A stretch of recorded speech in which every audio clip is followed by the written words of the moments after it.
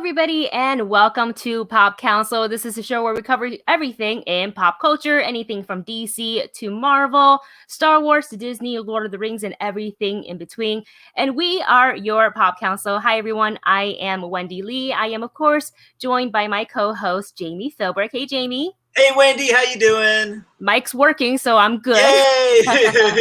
Jami, we have so much to talk about on the show today. We're talking all spoilers for Falcon and the Winter Soldier episode 3. We are talking about what is happening, I guess not happening, with the New Gods and the Trench. And it's like trailer palooza up in here. So many trailers dropped. So, of course, we have to talk about the show. But you know, it is not a proper Pop Council unless we have a third member. So I want to welcome Miss Jenna Busch, one of our favorite people in the world. Hi, guys. Hi. Thank you so much for hanging out with us. I'm so happy you're able to make the time to come and talk nerdy stuff with us. For the viewers who are maybe meeting you for the first time, can you let them know a little bit about yourself? Sure. I have written for everybody and their mom. Right now, I'm writing for VitalThrills.com. I am in 11 of the 12 books in the Psych Geek series, including Star Wars Psychology. And I used to co-host a show with Stan Lee called Cocktails with Stan. Written a couple comic books, writing a book on running right now. General nerdy stuff. I mean, no big deal, right? All those accomplishments. Jenna Busch is a pro. Jenna Busch is a pro. Oh, down to the queen. Oh, see, this is the best show. Oh man, I miss Jenna. I missed her so much. I miss you guys too. I can't wait to dive into all the nerdy talk. So why don't we go ahead and start with what is, I guess, not happening with the New Gods and the Trench, and this was under Ava DuVernay and James Wan, respectively. And the news, ironically, dropped on April 1st, which is April Fool's Day. So I thought, that's funny, until then all the outlets started to pick it up. And I was like, oh no, I think this is real. I don't really understand why all of a sudden it was just like, hey, we're not going to move forward. I felt like we hadn't talked about anything about like how, you know, maybe there was like a creative difference or maybe like the writer had to come off, or it wasn't anything like that. It was just seems so kind of just Roblox stuff. So Jenna, what's your thought on the not moving forward motion on both of these films? Well, they have left it open. So it's always possible that they could come back. So it's not a complete, like, these are gone forever.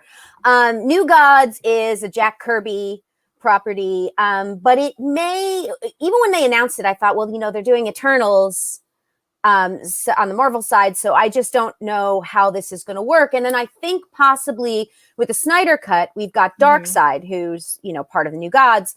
And that might be too close.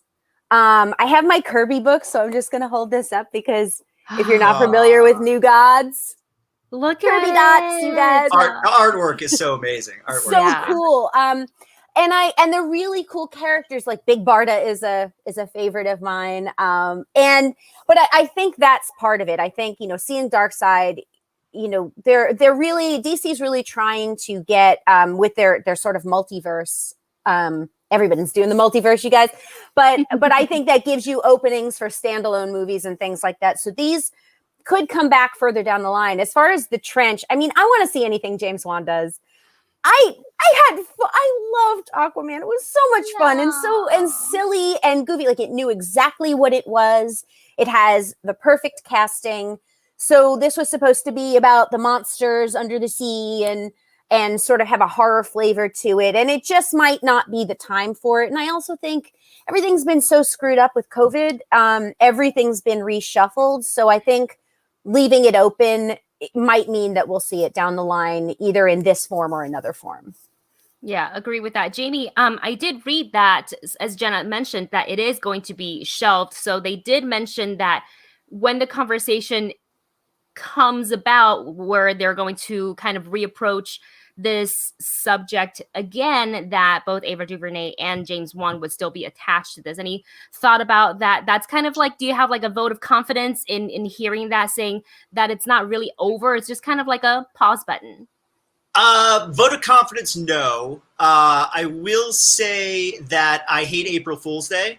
I hate news stories that come out on April Fool's Day. I always forget it's April Fool's Day. And then I see Idris Elba's going to be James Bond. They're keeping the Snyderverse. I'm like, Please what? do that, though. Yeah, Please no. Idris. Well, that's what upsets me, because those are things I want.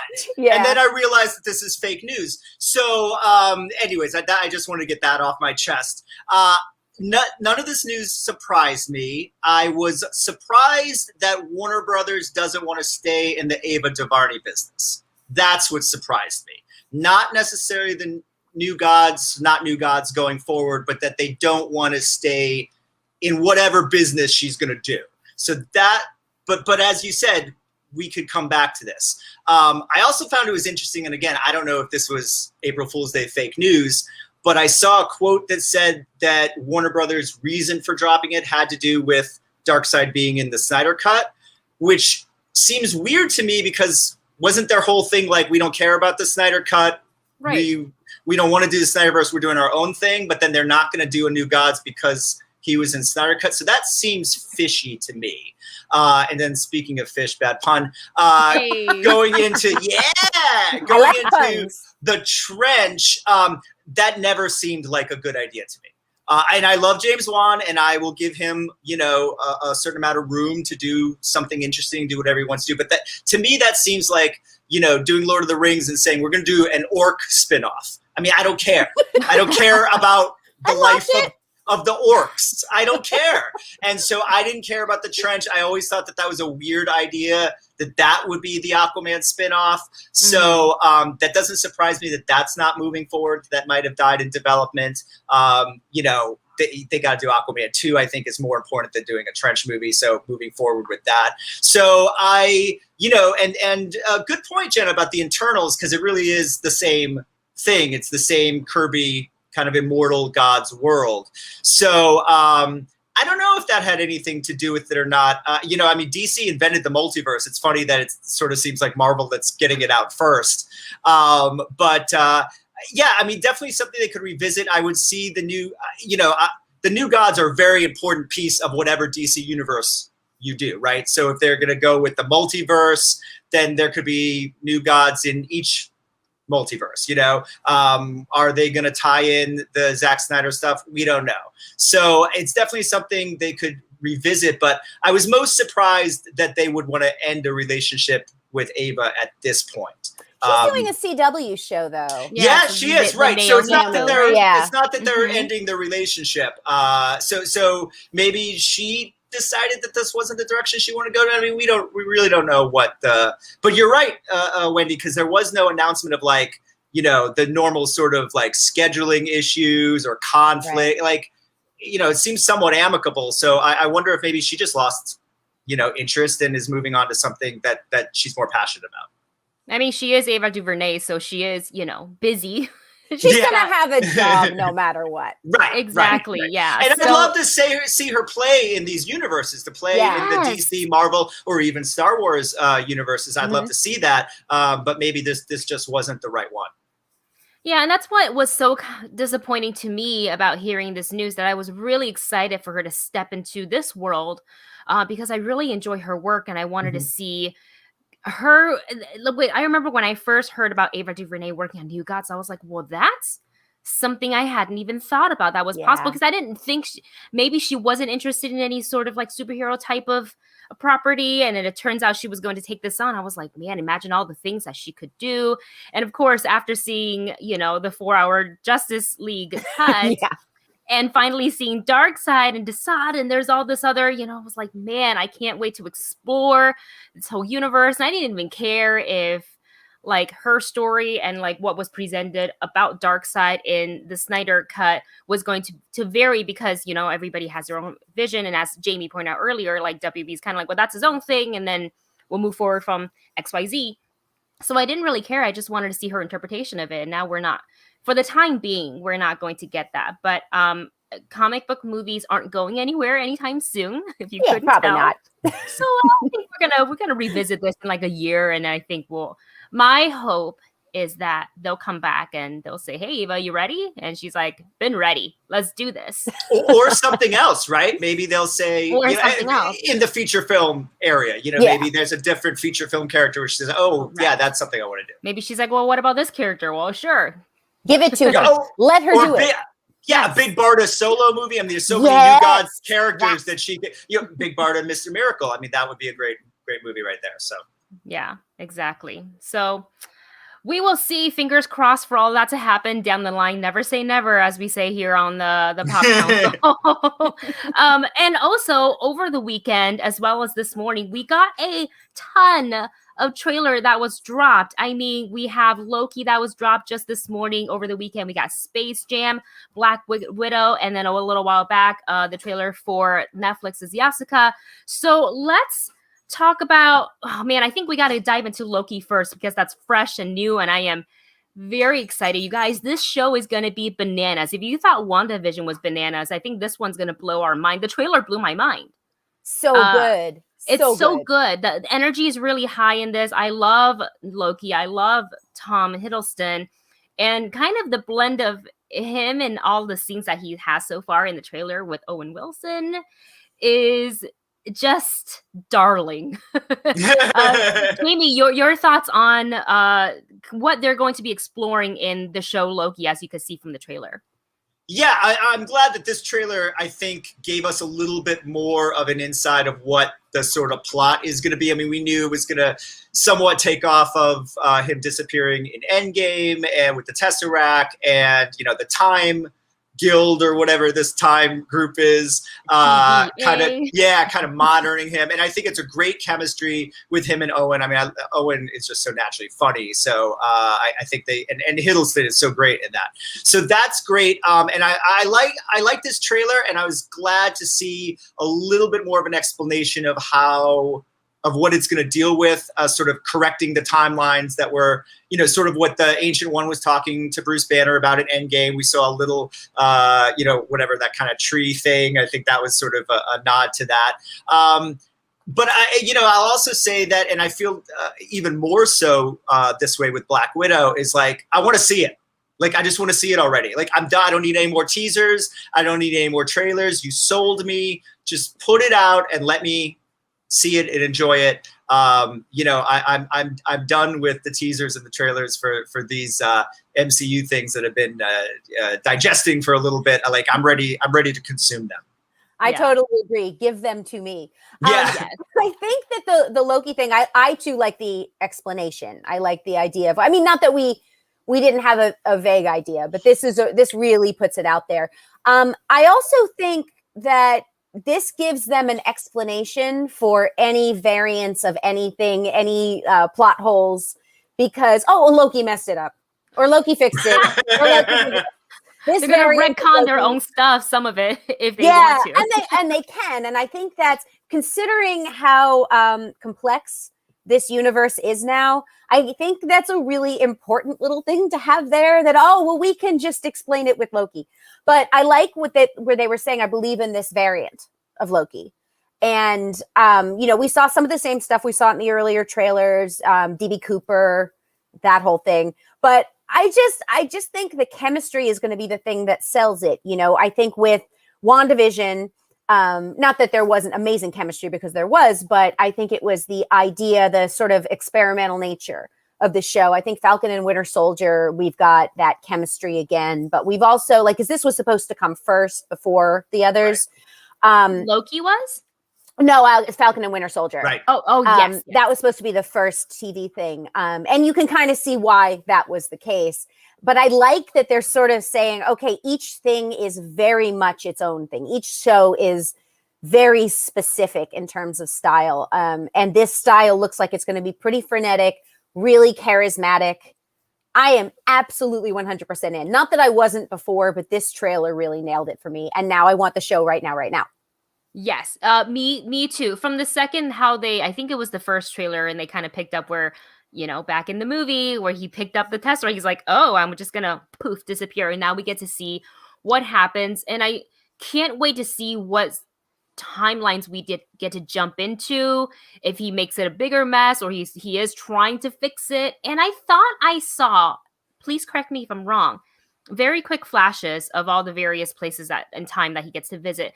It seemed like he was sitting on a rock with possibly Natasha Romanoff, but I don't know. I didn't catch it. You mean that rock throne thing? The throne? No, it's kind of like it looked like the moon or the planet or some sort of star was like kind of crumbling. Huh. I was, as you guys were talking, I was actually trying to go through the what do you call it? Like the video of the trailer, the timeline, to try to find it, to pinpoint the exact moment, but I couldn't find it. It was really quick. And all I have to go on, because you don't see the woman's face, you just see both of their silhouettes, and she just happens to have the shorter hair that Black Widow rocks. Ooh.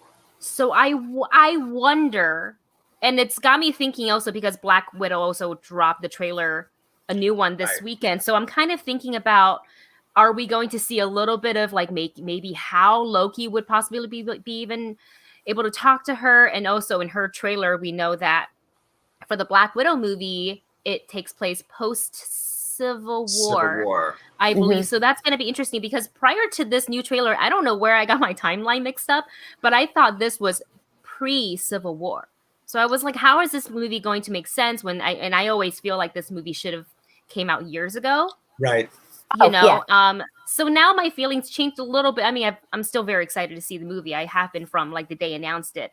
But now that I understand a little bit better the timeline where the movie is going to take place, I'm thinking, where are we ending up? Because somebody made a very interesting comment on my YouTube video, was that what if all the events leads up to her as a flashback before she lets go of Clint's arm? It could, you know, it's funny. I know I was listening to a podcast with Joanna Robinson from Vanity Fair, and she had mentioned that she'd spoken to I think Feige, who said that though this was in the past, there is a little bit of future stuff in it.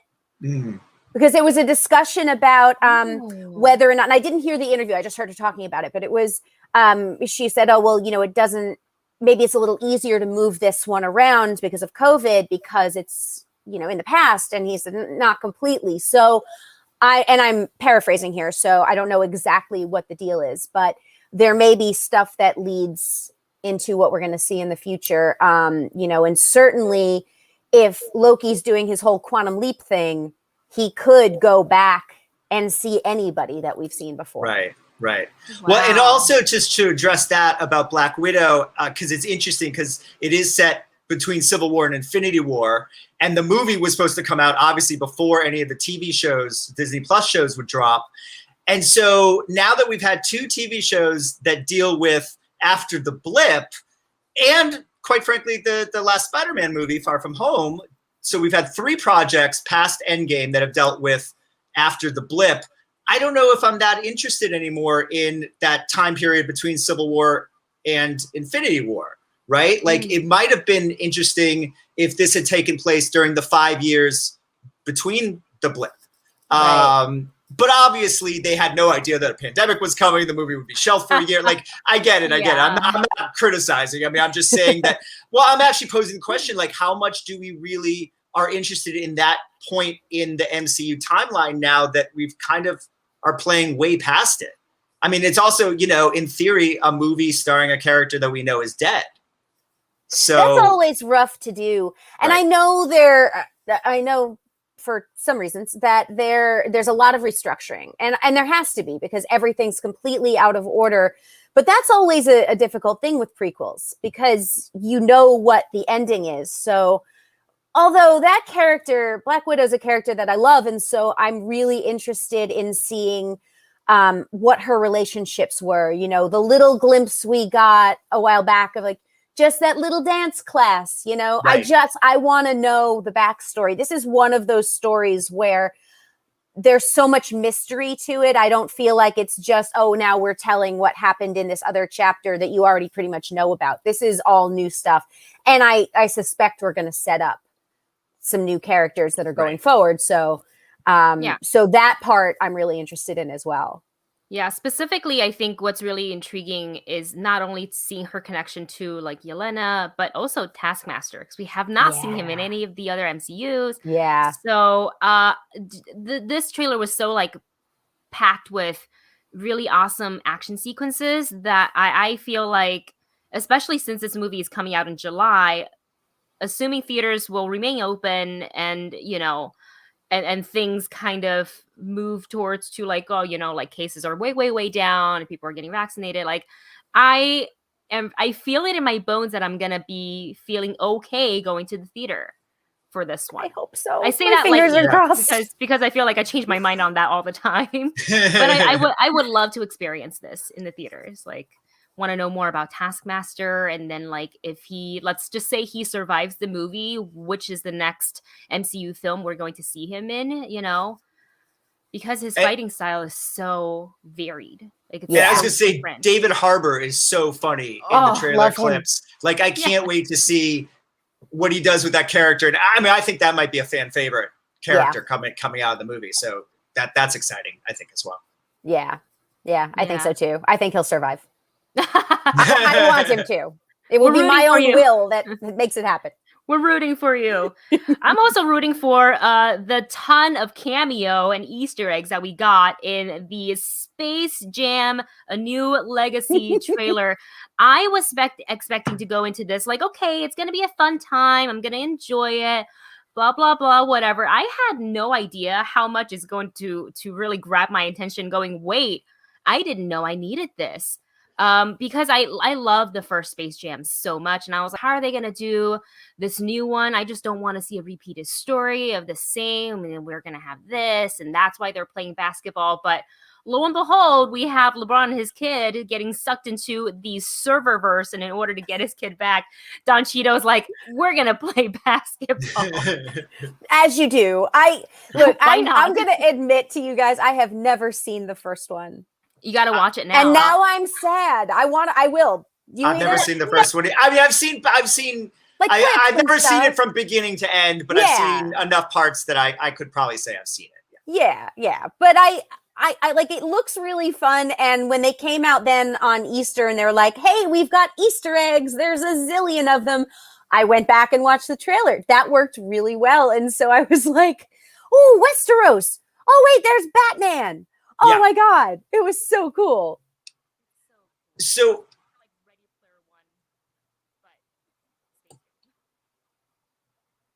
Wendy, I think we have an audio issue. Oh yeah.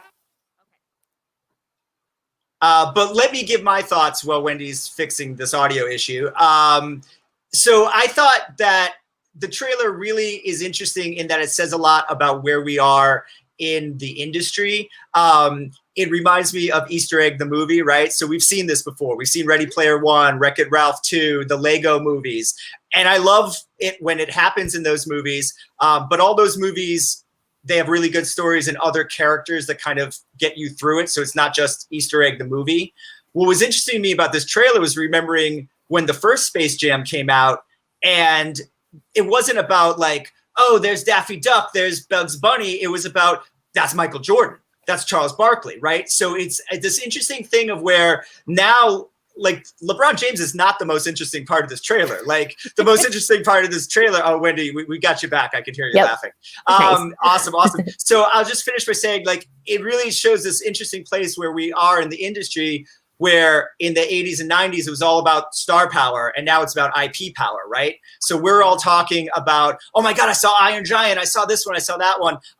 Also, in the sort of ongoing LeBron versus Michael Jordan debate, LeBron got slammed on the internet this weekend because they were like, a lot of fans were like, all Michael Jordan needed were the Looney Tunes, Bill Murray, and Newman from Seinfeld to win. But you need King Kong, the dragon from Game of Thrones. You need Iron Giant. You need Superman. So LeBron's already taking some stuff on that. So it's interesting. I loved seeing all those Easter eggs, and it is like Ready Player One and some of those other movies, the Batman Lego movie, where you're like, oh, that one and that one and that one and that one. But will it sustain a whole film? And that's what we're gonna have to wait and see. And I do want to mention, I had read that there were a couple other ideas for this. And I wrote some of them down. So they were apparently, and I don't know if this is true, Spy Jam with Jackie Chan, Race Jam with Jeff Gordon, Skate Jam with Tony Hawk. I'm not going to lie. I'd watch all of those. I would watch all of those. I'd watch Skate Jam for sure. Wouldn't you? I know. And I mean, like I said, I have no idea if that is true. This is just what I read. So that cracks me up. I suggest that they do it so that I can see them. Yeah, that's hilarious. I mean, this trailer, it's great. And kind of, though, to Jamie's point, I do hope that they don't rely too heavily on all these cameos, that maybe we'll just get, you know, a couple sprinkled like in the beginning where you intro because they are in the serververse. So it does make sense to have a little bit in the beginning, but then I don't want the entire movie to be flooded with cameo, just like I think third act, you know, kind of teeing up for the big game. That would make sense to me. But I was kind of what Jenna was saying, you know, once WB sent out that new video of the Easter egg hunt, I was like, well, how appropriate on Easter. Sure, I'll spend 10 minutes trying to count. I lost count. I still don't think I picked up enough. Like, I know I saw the mystery machine and Batman symbol, and I think I saw not all three Animaniacs. I think I just saw two of them. I saw Dot and I think Wacko or Yakko. I think and Dot, maybe. The two Easter eggs the internet is most surprised about is the guys from Clockwork Orange. Did anyone notice them? Yeah, that's a little surprising. And Bette Davis from Baby Jane. That is an odd. I missed it. I did not catch that. Isn't that a weird one? That's a weird one. What was the name of the movie? Something Everybody Loves Baby Jane. Whatever Happened to Baby Jane? Whatever Happened to Baby Jane? Yeah, it's Bette Davis from that. Is in the corner by the Frost King from Game of Thrones. Missed that too. They're standing together. Yeah, and I saw Joker and all the Hanna-Barbera characters. Yeah, I saw Hanna-Barbera. All that. Yeah, we got King Kong and Iron Man. I mean, it does remind you of Ready Player One of that scene because it's a lot of the same characters. Yeah, it's all the WB IPs. Yeah, the mask. I saw the mask in there. Jim Carrey's The Mask. He's in the background. Yeah, he's in the background. Yeah. How funny! I feel like I need to watch the Easter egg video on like halftime speed. yeah. So I can actually catch. But also maybe I want to save it for when the film comes out, and then I can be like, whoa! I'll still miss a bunch in theaters, I'm sure. But what a fun trailer. It brought me right back to wanting to watch the first Space Jam. And I won't lie, I ran around my house after the trailer, played the Space Jam sound like, everybody get up. I was like, yeah, we're going to dance to this song. But listen, that's not all the trailers that dropped. We also have an awesome trailer from Netflix's Yasuke, which I am so excited about, featuring the voice of the one and only Lakeith Stanfield. I love this because it's not actually based on a comic book or anything like that. Yasuke is the first Black samurai in feudal Japan. The only difference is feudal Japan, they didn't really quite have like magic and things like that, you know, as depicted in the. I mean, we don't know. We weren't there. You know, it's possible. But this trailer, I really liked. I love the style of animation, and I also thought it was. I don't know if it's just me or the both of you, but I felt like I've never heard Lakeith sound this way before. Sounds really different to me. I love that, though. I love that about him. And I think it's really cool because this is based on someone who did exist, or we're pretty sure he existed. This was during the 16th century feudal Japan. There is writing about him. I took notes, so I'm looking at them. 1579. And he shows up from the records from that point to 1582. He was traveling with an Italian Jesuit named Alessandro Valignano on an inspection tour. And he became good friends with a warlord named Nobunaga and did speak some Japanese. There's some writing about him saying he was probably around 6'2", which was about a foot taller than the average man at that time in that place. So, and I just listened to a podcast about him. So I'm so excited when the trailer came out. I was like, oh, they're doing it. So yeah, this looks really, really cool. And same thing, I love the style of animation. Yeah. Like, I feel like Netflix is kind of crushing it at this point because they have so many anime inspired shows or like actual animated shows coming out. But this one, I'm so excited for. I just want to see them blend history with a little bit of that supernatural, which that's what makes it anime to me. I'm not saying all animes I need to have, like supernatural magic stuff, but it makes it interesting. It's pretty to look at, for animation. Jami, when you saw the trailer, did you think, wow, this is such a different kind of style for Netflix? You're like, no, it's about time. I don't know that I thought it was that different of a style, because they have done a lot of original anime stuff and then obviously just have a lot of anime available. But I did think that the trailer looked really cool. I didn't know any of that, like it was based on a true story or any of that. So that even makes it more interesting to me. And I love Lakeith Stanfield. I'm so glad he got nominated for an Oscar for Judas, because although he got nominated in the wrong category, but that's a nomination, still a nomination. We'll take it. And I think that this is like another great piece of interesting pop culture work where he can kind of start to diversify a little bit. I wouldn't be surprised if we hear an announcement of him as some big Marvel or DC character in the future, in due time. Yeah, I mean, because that's kind of the way everyone's career goes. Yeah. And so he's poised for that. So I think to kind of have something like this, where the character sounds like him and obviously resembles him a little bit, I think it's really great. And I mean, it looks very cool. So, I can't wait to see it. I mean, I love me good samurai stuff. So I'm just so excited for this. There's actually, since we're talking about Netflix, to segue real quick, or just to kind of sidebar real quick, there is I think like a documentary based on the Age of Samurai. So that's already on my watch list. It has been for a little bit. So I need to like dive into that this week.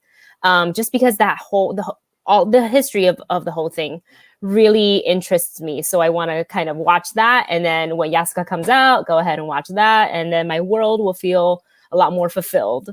And you guys, I couldn't have the Pop Council gather without talking spoilers for Falcon and the Winter Soldier episode 3 entitled Power Broker. This has got to be, I think, my favorite episode to date. Just because a lot's happened. It's also the longest episode so far. And we only have 3 episodes left. So I feel like, okay, I think the now 4, 5, and 6, as they come, it's going to be like 1 is going to be even more epic than the next. But I think the main takeaway for me in this trailer is I didn't realize how much I was going to be Team Zemo until this episode. I know. Yep. I know. I mean, I liked him before, but I like him more now. And then the mask, it's just cool. And the little dance.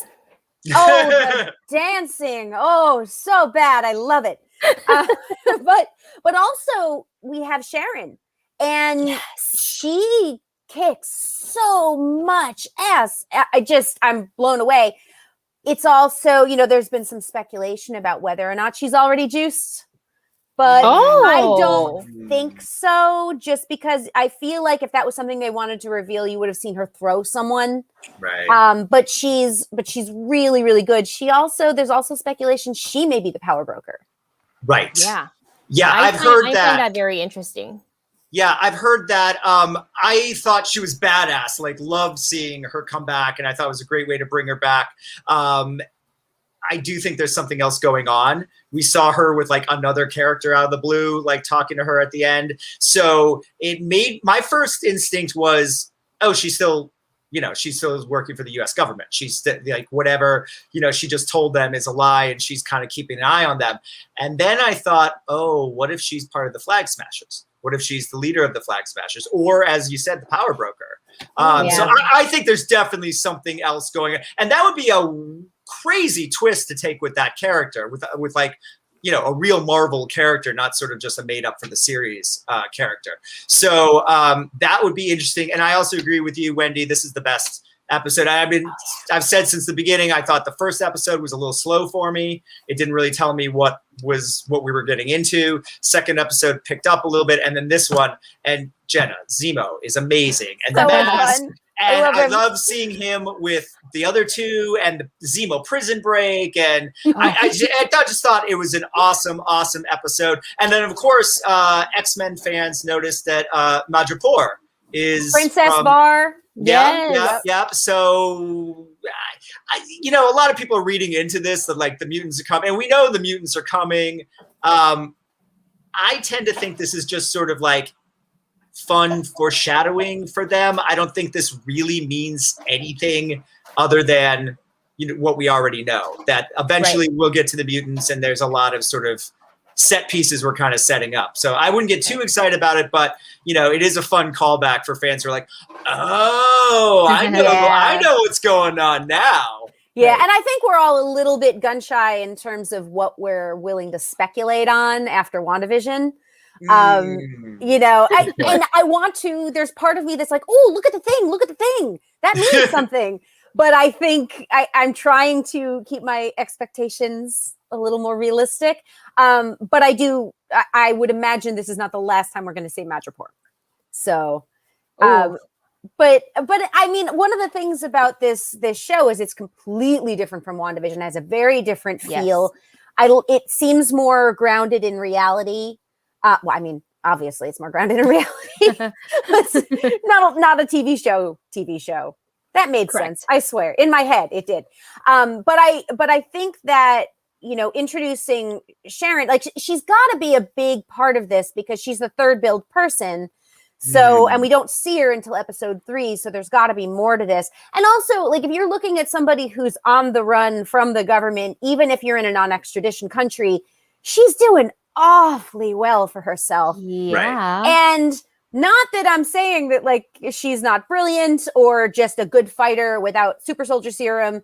But I do think the way it was set up and the way it was shown to us, like she knew that they were there. She knew where they were. She appeared right on time before their cover was blown. So she may be using them for something. But also I think we're looking at Zemo and we're like, ooh, we like Zemo now.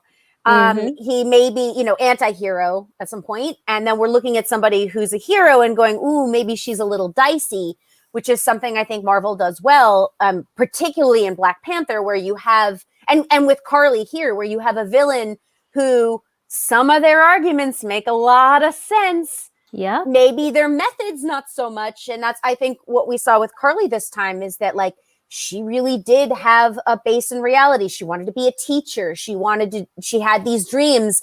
And now she's gone so far the other direction that she's blowing things up and maybe even freaking out people who are working with her. So yeah, I like that sort of cloudy hero and cloudy villain. Yeah. What I like so much about this show is that within the hour, it's actually under an hour, that they're able to give us pretty well built story arcs for all the characters. So they really try to give equal spotlight to everybody, or even if somebody gets a little bit less screen time, the impact that they have on screen is huge. And I'll say that's what happened with Carly for this episode, where she was really only in like 2 or 3 scenes, but the scenes that, especially the third one she was in, like the message that she delivered, she's like, well, this seems to be the only language they'll understand. It's kind of like, she's so desperate for this, and I'm dying to see what happened because, as we talked about earlier in the show, there's so many shows now within Marvel that talks about the blip. And she is heavily affected by the blip. It's the whole reason why she's doing this. Sam also has been affected by the blip. So I can't wait to see if they'll give us just a little bit more insight on Carly's backstory about what happened, so we can kind of come from a place of understanding of this is the motivation why she's doing this, not just about the losses and what she had to suffer. And kind of in the same token with John Walker a little bit. We saw that in episode 2. They opened the episode with him. I was like, oh, and I felt a little sympathetic for him because he's taking up the mantle as Captain America, and like no one can be Steve Rogers. He can try, you can wear the costume, like he's got all the skills, he's got the shield, he can catch it really, really great. But as we saw in this episode, he's become a little bit afraid under pressure. I feel like where Battlestar was a bit more composed, was like, hey, we're gonna be okay. We'll catch him. He's like, no, by any means necessary. And having to resort to the line of, don't you know who I am? Do you know who I am? And then not get respect at all.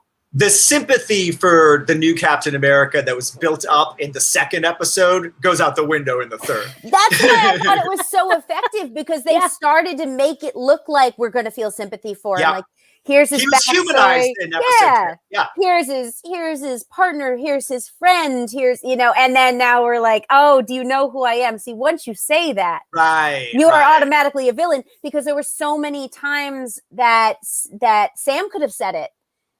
Bucky has to say it for him in the whole police scene, which was heartbreaking. But he never won't say said the that. bank scene. Yeah, in the bank scene, he won't say it either. Yeah. Right. So there's so many opportunities, and he doesn't. So, and also, pulling out the gun. Not that Cap doesn't use a gun, but pulling out the gun in the second episode was, I was like, oh, no. We don't do that here. No. So and like I said, I know Cap does use a gun. I mean, it's not like we haven't seen it before, but it was just the way it was done and the circumstance in which it was done, but then I think that was like a false breadcrumb trail. Like, oh, you're going to like him. What I don't like is that I'm hearing that Wyatt Russell is getting death threats online. Oh no, he's just playing a character. And now I just saw a headline. I did not read the story, so I just want to make that very clear, but please don't mess with the actors. Guys, seriously? Wow, they're just paid to do a job. So look, if you hate him that much, he's doing it well. But remember that these characters, the actor does not equate to the character they are playing. They are usually separate, very separate. Nor do they have any decisions usually in what the character does in the the character's been written in comic books already. Didn't we learn this with Joffrey in Game of Thrones? Oh, did he get the same treatment? Yeah. Oh, no. I think he quit acting. Jack Gleason quit acting. I don't know. I think he may have come back, but it's. Oh no. That's rough. That's really rough. And on like a tiny little note, when I used to do theater, I played a villain and I got yelled at in the street once. So. I don't then that means you were so great in the role that they believed it. That's what I'm going with. I bet you took it as a compliment. I'm sure. I did a little bit, but I was also a little freaked out. Right. You're like, but wait, I'm really nice, I promise. Plus, it was a play. It wasn't like a movie or TV. It was a musical. Oh my goodness. So that's a lot of investment. Just saying. Guys, pro tip: don't take your anger out on a character. To the actual actor, don't write them mean things like that. Don't threaten their life. That's not how we do it here. I did see a good meme though that said he was the Wish app version of Captain America, which having bought things from Wish in the past. I saw a great one where they took the old man from Up and put him in the Captain America outfit, and the jaw looks just the same. Oh my god! The jaw looks exactly the with same. The straight line for the smile. Yeah. Speaking of reading things on the internet, I believe in an interview, and I can't remember who did the interview. But they asked if Wyatt Russell saw that meme that you're talking about, Jami, and he in fact did, and he said he died laughing. He thought it was just hilarious. Awesome. And I was like, well, he's being such a good sport. So be nice. Don't be mean on social media. Like direct, like don't send him death threats. It's not necessary. It's just the character. You can hate the character, but don't hate the actor. That makes that person the supervillain, right? Yeah, there you go. You're the supervillain if you're doing that. Yes, totally. There you go. And I'm really I want to see more about Isaiah. Yes, they mentioned him. Yeah. As when we're talking to the doctor in his super secret lab, I don't think the actor's name escaped me at the moment, but an actor of his caliber, I don't think he's like short cameo. Yeah. Right. Yeah. I don't think he's cameo material. Yeah. I feel like he'll be back. I feel like his grandson will play a larger part in overall the MCU. If you kind of look at Avengers. Yes, Eli. So, they got to come back. But who also made an appearance, a surprise appearance at the end of this episode is Ayo from Wakanda. Oh my God. That was awesome. Couldn't believe it. Because you know how things, like, I don't know how the internet sleuths do this, but things don't stay secret. Right. usually there's like hints like, hey, we think there's going to be an appearance from so and so, like, you know, X, Y, Evan Z. Peters. Evan Peters. Right, We all knew right. that Like was- that was kind of talked about with WandaVision, heavily like speculated show. In no time I ever saw on the internet that anyone from Wakanda was going to be making an appearance. So when I saw Bucky look down and picked up that little piece from the bracelet that they all wear, the little bead of Wakanda, I don't know the proper name of it, I was like, Wakanda? Why? And it didn't even click until she said the line, I'm here for Zemo. I'm like, of course she's here for Zemo because he killed their king. It was the last thing that I thought was going to happen. Like, I didn't have Wakanda on the brain at all, so I was as surprised as anyone. That being said, I thought it was awesome. Totally makes sense. Upset at myself for not knowing this was coming. And they had dropped hints. I think in the last episode, doesn't Sam White say Wolf. something about White Panther, and then he's like, actually, it's a white wolf. The White Wolf. Yeah. White Wolf, what? So now that we've seen her, they were reminding us so that this would play out. So it'll be interesting. And it's so great that they brought her back and not, some other Wakandan. I think because we haven't seen her much since Civil War, right? Mm-hmm. And that's really when she was. I mean, she was. I think my brain going back to Civil War, but she was guarding T'Challa's dad, I think, when Bucky killed it. Yeah. So obviously that, and who knows, maybe this is not Wakanda sanctioned. Maybe she's out on her own, I mean, it's possible. There are all sorts of really interesting avenues. So I think this is a great creative choice. And really interesting to see where they take it and how she, reluctantly or unreluctantly sort of joins this strange new team of Bucky and Sam and Zemo. Imagine the team up. Yes, exactly, Jenna. Imagine the team up now, because the Dora Milaje is not a group you want to mess with. It's almost like if even just one of them shows up, you're like, I don't know what I did, but I'm sorry. We're very, very sorry. Please don't kill me. I think that the fight scenes are going to be mind-blowing. I'm so excited. What if we see her and Sharon in the same fight scene? I am so sorry to everyone else in that scene who's not on their team, because you're going to be on the ground. It's going to be amazing. And just like the final takeaway for this episode, and then we'll talk about what we kind of want to look forward to in episode 4, is I didn't know this until after I saw the episode, but when they were in Madripoor and they had a conversation, a little secret meeting with Selby, which was quickly interrupted by Sharon and her sniping skills, a bounty went up for her killers. And I said to my husband as we're watching the show, I was like, this is so John Wick-like how quickly bounty on their head. And now they're on the run, guns are blazing. And then I find out that the writers of John Wick actually worked on this episode. So that's why there was the parallel. And I also want to point out that was interesting that the reward was in Bitcoin. Yeah. In Bitcoin. I was like, hey, we're like so modern here. And NFTs show up. That'll be NFTs. John Wick goes up. They have Bitcoin in the MCU. I mean, this is huge. I know. He wrote Nobody too, didn't he? Oh, I think you're right. I think they're all connected, aren't they? Yeah, which is so much fun. So they did like the coolest premiere. Everybody who got to go to it, I'm very jealous. I think Jenna, you went. On the back lot of Universal. We drove through the neighborhoods. Show. It was so cool. Live stunt show, and then a drive-in and a bag of snacks. Love it. Here for the snacks. Yeah. Well, I had to mention the snacks. They're very important. But of course. But I think it was a much more sort of frenetic feel and a John Wick kind of a feel. The movie, the first one, I can't watch the beginning because dog. Mm-hmm. Don't put animals in anything. You can just skip that part and just go right into just the fighting is fine. The John Wickness. Yeah. I'm a huge fighting movie fan. Like, if you ever want to see a really good one, watch Chocolate, not Chocolat. Not the same movie. Chocolate. Thank you for clarifying, because I now was thinking like Johnny Depp. What fighting was there in that? He fixes a door. No, it's Juliette Binoche is badass. Oh my God, no, it's a martial arts movie. I'm telling you, just watch it. It will blow your mind. So I'm a big fan of fight scenes. So whenever there is a good fight scene, I am here for it. I love it. And we're here for the next episode of Falcon and the Winter Soldier. Jami, what are you looking forward to in the next episode? Now we got so much more development plus new character, well, not new, but, character introduction in this episode. Interesting to see how Wakanda is going to fit into this. And, like we said, like, does she sort of join the team? Does she try to take Zemo from them? Like how that's going to play out.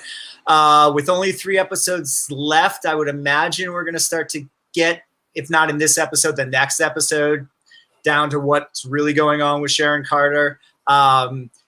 Interesting. Like she's never been Agent 13 in the movies, or in the MCU. Like that character from the comics we haven't heard her addressed like that. So is that going to be a reveal at some point?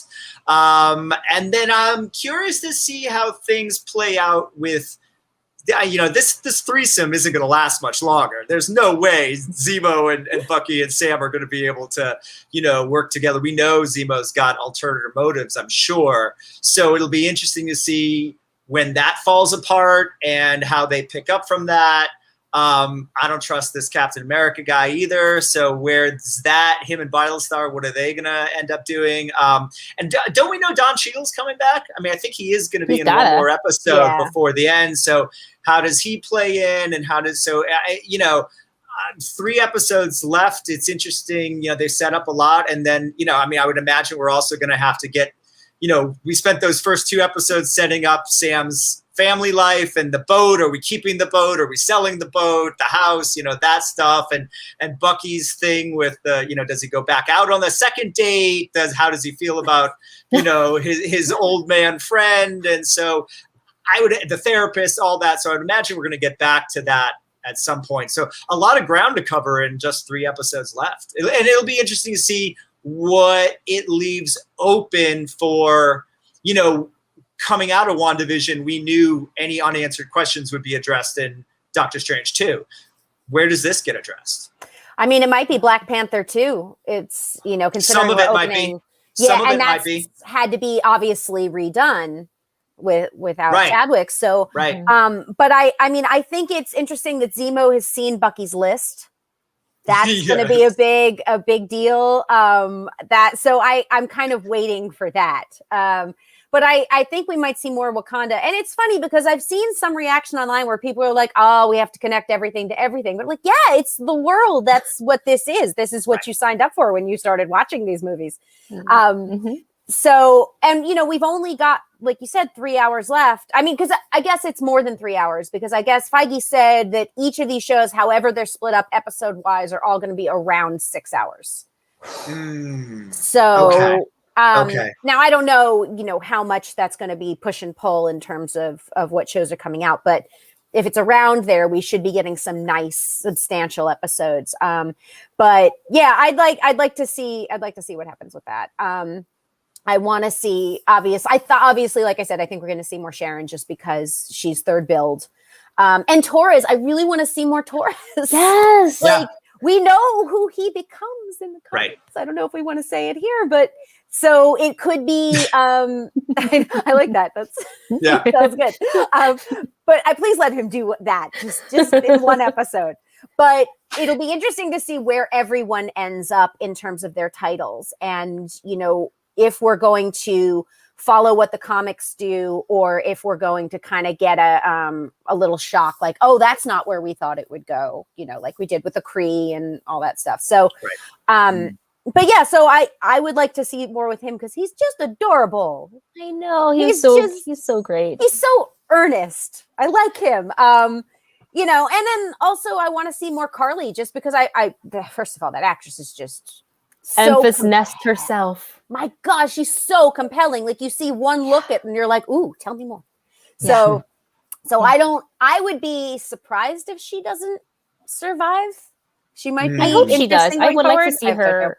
Yeah. I feel like though the rest of her team. Yeah, they're not going to survive. No, they're going down. They're going down. Yeah, I have a feeling because of what they're doing, but I would like to see her move past this show. And if this show is going to give us a season 2, I don't know. I hope so. Would love to see her return. And I want to see right now, my biggest question is, because I'm just so happy to have Sharon back. I don't ever think we got enough of her, you know, in the films. And obviously it wasn't about her, but like now this is her time to shine. I've been a fan of Emily Van Camp since Revenge. Like I know she can do so much. And I feel like Sharon Carter is such a perfect character for her to play. She can do all the physical stuff. She can act and she looks gorgeous on screen. So I'm very curious as, you know, she was leaving the ship container yard, getting in the car, and she's like, we've got a couple of big problems. I'll tell you on the way. I was like, on the way to where? Who? So that line is like super sus. It makes me think, well, could she possibly be playing the role of a power broker? Because when she inevitably had to get herself inside the lab, because she can only take on so many bounty hunters by herself. She's like, hey, I bought you as much as time. Are you guys done? We gotta go. How many more people do I have to kill? Exactly. Or like injured. I took care of business outside for you guys. It's your turn. Like, show up. When she spoke, I felt like maybe there was some sort of recognition in the doctor's eyes before Zemo, you know, offed him. So I wonder, and that could be like WandaVision fan theory creeping back into my brain, that like bad habit of Can't help it. Yeah, I can't help it. Speculate everything, because they made a whole point like, you know, to make us think that the power broker is a guy, but like, what if that's just misdirection? It could be her. It could not be her, you know? And then there's also speculating, you know, she did work for Nick Fury, Ultimate Spy. Right. So there could be double agent playing at here. And the whole thing she told Sam about, I haven't been able to talk to my family or whatever. Like, you know, I had to build a whole new life here. Maybe that's a front. Yeah. Right. I don't know. She did the same thing to Cap. She posed as his neighbor. So I'm most excited to see one more AO in episode 4, because it better pick up exactly where that left off, and 2 more of Sharon Carter. Like I'm very, very curious. Yeah. Yeah, absolutely. So excited. Well, you guys, that's all the time we have for today's Pop Council. Thank you all so much for joining us today. Had such a great time, like deep dive into this episode. It's exactly what I wanted. Jenna, I want to thank you so much for your time. Can you tell everyone where they can find you and continue the conversation if they wish with you on nerdy stuff on social media? Please send me nerdy questions. You can find me on Instagram and Twitter at Jenna Busch, and it's BUSCH, like the beer, not the president. I'm Jenna Busch 13 on Facebook or Jenna Busch public page. I will answer both of those things. You can find all the pop culture psychology books, Star Wars psychology, Game of Thrones psychology, Joker psychology on Amazon, Barnes & Noble, all that. It's translated into a bunch of different languages. And finally, I have a history podcast called Hysterical, Hysterical, with Anastasia Washington. That is both comedy. Love maybe, her. maybe we'll take on a certain samurai in one of our next episodes. Ooh, that would be awesome. Thank you, Jenna. I've just decided it's happening. Yay! And box check. There we go. And for Jami, where can everyone find you on social? Yeah, check me out Instagram and Twitter at Philbrick, and just my name, Jami Philbrick, on Facebook. And you can find me everywhere at just my name at Wendy Lee Szany. And you guys, if you enjoy our conversation, if you enjoy the show, don't forget to like this video, subscribe to the channel. And we have so many shows on this channel. The Hollywood Critics Association started a whole slate of shows this year. We have Horrifically Horrifying that airs on Wednesdays with Heather Wixson and Kevin Taft. We have What to Stream with Morgan Rojas. And we have, of course, What's Trending in Hollywood with Scott Menzel. So make sure you subscribe to the channel and check all those shows out.